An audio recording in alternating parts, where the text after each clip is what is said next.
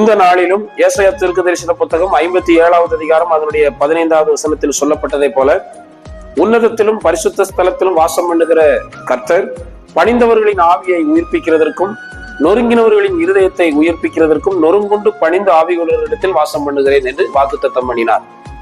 நொறுங்குண்டு பணிந்த ஆவி உள்ளவர்களிடத்தில் கர்த்தர் வாசம் பண்ணுகிறார். ஆவியை உயிர்ப்பித்து இருதயத்தை உயிர்ப்பித்து கர்த்தர் அந்த உயிர்ப்பிக்கப்பட்ட இருதயத்தில் ஆவியில் கர்த்தர் வாசம் பண்ண விரும்புகிறார். ஆவியை உயிர்ப்பிக்கிறார். தவறான துர்ச்செய்தியான வார்த்தைகளை கேட்டபோது யாக்கோவின் ஆவி மரித்து போனது.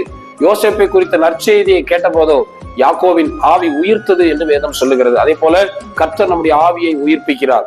அதே போல இருதயத்தை நொறுங்கின இருதயத்தை கர்த்தர், காயப்பட்ட இருதயத்தை கர்த்தர் உயிர்ப்பித்து கர்த்தர் இருதயத்தில் இருக்கிற சூழ்நிலைகளை மாற்றி இருதயத்தில் அவருடைய வார்த்தையை எழுதி கர்த்தர் நம்மை கனப்படுத்துவார். அப்படியே கர்த்தர் நம்மை உயிர்ப்பிப்பாராக. அந்த வார்த்தையின் மூலம் கர்த்தர் நம்மை ஆசீர்வதிப்பார். ஆமென்.